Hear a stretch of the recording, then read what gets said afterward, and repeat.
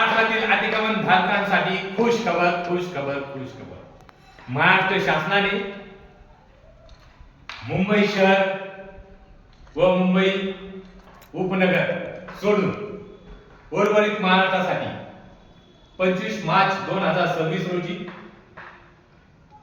1 जानेवारी 2011 पूर्वीचे निवासी म्हणजे राहण्यासाठीचे जे अतिक्रमण केलेले आहे असे अतिक्रमण नियमित करण्यासाठी जी.आर. काढलेला आहे.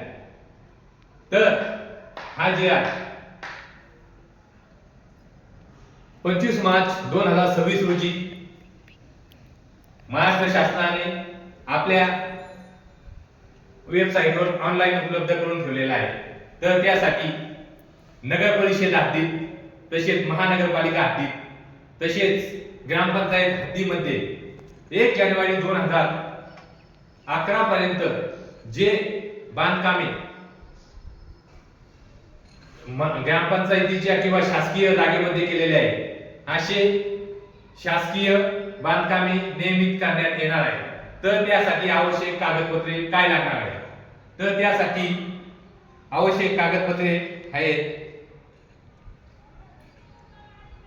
आधार कार्ड, मतदान ओळखपत्र, रेशन कार्ड, घराचा वीज बिलाचा पुरावा जुने असल्यास अधिक चांगले, पाणीपट्टी किंवा घरपट्टीच्या पावत्या 1 जानेवारी 2011 पूर्वीच्या, तसेच ग्रामपंचायत किंवा नगरपालिकेचा रहिवासी दाखला, तसेच ग्रामपंचायत किंवा नगरपालिकेचा 2011 पूर्वी अतिक्रमणात बांधकामाची नोंद असलेल्याचा दाखला, हे तसेच 2011 पूर्वी वास्तव्यात असण्याचे पुरावे हे कागदपत्रे लागतात. तसेच रेशन कार्ड व जुन्या मतदान यादीत नाव म्हणजे 2011 पूर्वीच्या मतदान यादीत नाव हे कागदपत्र लागतात. तसेच घराचे फोटो, जागेचा नकाशा आणि स्वयं घोषणापत्र हे आवश्यक आहे. तर हे कागदपत्रे आता कुठे द्यायचे? हे कागदपत्रे नगर परिषद हद्दीमध्ये आपणाला नगर परिषदेमध्ये जाऊन जमा करायचे आहेत.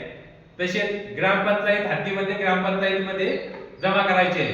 तसेच नगरपालिका हद्दीमध्ये महानगरपालिकेमध्ये जमा करायचे आहे. तर हे कागदपत्र घेऊन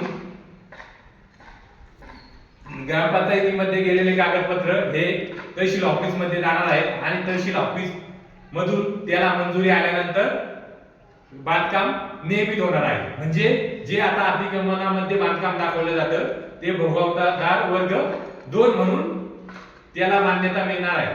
तर हे करत असताना तर कोणकोणते बांधकामे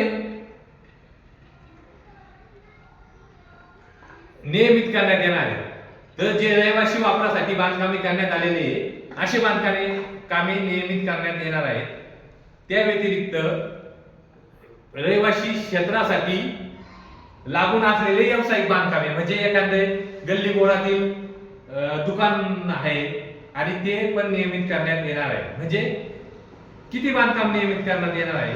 तर 500 चौरस फुटापर्यंतचे बांधकाम हे विना मोबदला नियमित करण्यात येणार आहे आणि 500 चौरस फूट ते 1500 चौरस फुटापर्यंतचे बांधकाम हे नियमित करण्यासाठी सदर ठिकाणी जे बाजार मूल्य आहे, जे बाजार मूल्याच्या 10% रक्कम भरून ते नियमित करण्यात येणार आहे.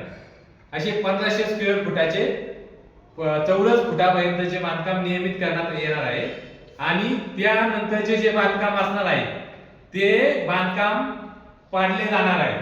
यासाठी शासनाने 25 मार्च 2026 रोजी जी.आर. काढलेला आहे. तर आपल्याला माहित नसेल तर ह्या जी.आर. बाबत माहिती करून घ्या आणि आपले जे अतिक्रमणातील घरे असतील तर ते अतिक्रमणातील घरे नियमित करून घ्या. बहुतेक लोकांना असे वाटतात की आम्ही ग्रामपंचायत हद्दीत घर बांधलेले आहेत, आमचे 20 वर्षापूर्वीचे घर आहे आणि आम्ही ते घर बांधल्यामुळे आम्हाला ग्रामपंचायतीची घरपट्टी येते आणि आम्ही लाईट बिल आमच्या नावावर आहे आणि आम्ही ग्रामपंचायतीची घरपट्टीची पावती भरतो, तरी देखील हे बहुतेक घरे हे अतिक्रमणा वहीमध्ये ग्रामपंचायतीमध्ये त्यांच्या नोंदी आहेत.